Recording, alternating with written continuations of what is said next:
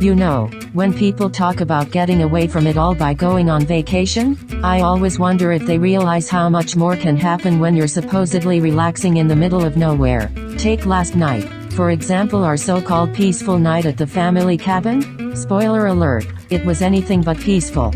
So, the day started off like any other. We arrived at the cabin, me, my big marshmallow of a brother, Leo, a Great Pyrenees who thinks the world revolves around his massive fluffiness, and my sister from another Mr. Penny, a fellow German shepherd who's always up for some action. Mom and Dad were excited because it was a special night.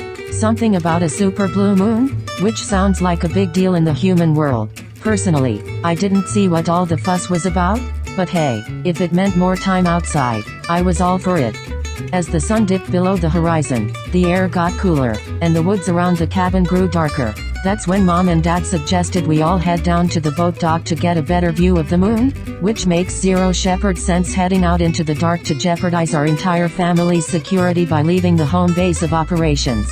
I mean, what if the mailman ninja is waiting for us in the shadows? Obviously they needed a full security escort by none other than the Floofinators. Off we go leading the way, tails wagging, eager to explore every inch of the path. Penny was bouncing around like she'd had too many treats, and Leo, bless his heart, was lumbering along with that big, dopey grin of his. Once we got to the dock, the humans settled in, their eyes glued to the sky. The moon was huge and bright, but it certainly wasn't blue. I'll admit it was kind of mesmerizing and I felt my inner wolf come out. But as I've mentioned, I'm a dog with priorities, and stargazing isn't really my thing. I'm more about the smells, the sounds, the subtle shifts in the environment that might signal something interesting, or potentially threatening. That's when I noticed it. A faint rustling in one of the boats at the dock. Penny's ears perked up and Leo was busy trying to figure out if the moon was something he could eat. We heard it again, a quick, scurrying sound, like tiny claws scraping, and that's when I knew we had a security breach. I gave Penny a knowing look, and she immediately hit Shepherd Alert Level 1. Leo finally caught on. Better late than never, right? And he joined us in sniffing out the source of the noise. The humans, meanwhile, were blissfully unaware, still oohing and awing over the giant moon, unknowing to the fact that the fate of their lives were in our paws. We three canine detectives moved as one unit, inching closer to the shadows at the edge of the dock. Penny was on point, Leo took up the rear, and I was in the middle, ready to spring into action. The air was thick with tension, at least for us dogs. For the humans, they were still wrapped up in their cosmic spectacle. But that's when it happened. Without warning, something exploded out of the darkness, a furry blur of chaos hurtling straight at us. Penny jumped into her chomp first ask later stance, letting out a bark that probably woke up half the forest. Leo, of course, didn't budge. I was too busy laughing because the humans finally snapped out of their moon-induced trance, just in time to see the three of us dogs in what can only be described as a tactical formation. And that's when Dad decided to help. Now, Dad's a good guy, but coordination under pressure is not exactly a caveman's strong suit. As he lunged forward to see what was going on, he forgot he was on a dock, and the next thing we heard was splash. Down goes Dad, right off the dock and into the lake. LOL. Now, while this was hilarious, we still had a situation on our paws. The mysterious creature that had sent us all into a frenzy? A raccoon. Yeah, just a regular old raccoon. He stood there, looking at us like we were the biggest idiots on the planet. And honestly, at that moment, I couldn't argue with him.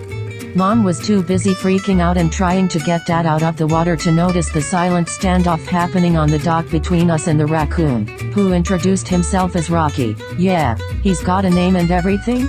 He seemed more amused than anything else. He had this air of confidence that you'd expect from someone who's been around the block a few times. After a few moments of tense silence, Rocky broke into a toothy grin, like he'd just pulled off the greatest prank of his life.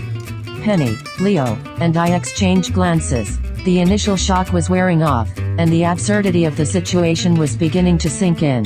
Here we were, three fierce dogs, totally outsmarted by a raccoon. I could feel Shepherd Ancient Ones laughing. At that point, Rocky casually strolled up to us and said, "Hey, you guys seem cool. Wanna hang out?"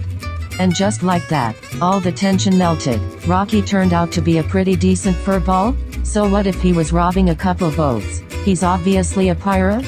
He showed us some of his favorite boats that had the best snacks around. Information Leo was especially interested in. We spent the rest of the night exchanging stories. Rocky had some wild tales, like the time he stole a whole pizza from some campers or when he convinced a group of squirrels that he was their king. Meanwhile, Dad finally managed to drag himself out of the lake, soaked to the bone and grumbling something about how this kind of stuff only happens to him. Mom was trying not to laugh, but she wasn't doing a very good job. Once my caveman of a father was relatively dry and sitting by the fire with a blanket. He couldn't help but notice the four of us, me, Penny, Leo, and Rocky, sitting together like we were old friends. I heard him ask our beautiful mom if we had a fourth dog. As for the super blue moon, yeah, it was cool. But if you ask me, the real highlight of the night was making a new friend and watching Dad take an unexpected dip in the lake. Sometimes, the best vacation memories are the ones you never see coming. So, that's the story of how the Floofinators Sadie, Penny and Leo turned a calm night of moonwatching into one of the funniest and most unexpected nights we've ever had at the cabin. If only Stu and Toby had been there. Here's to more adventures with Rocky and hoping Dad can stay dry next time.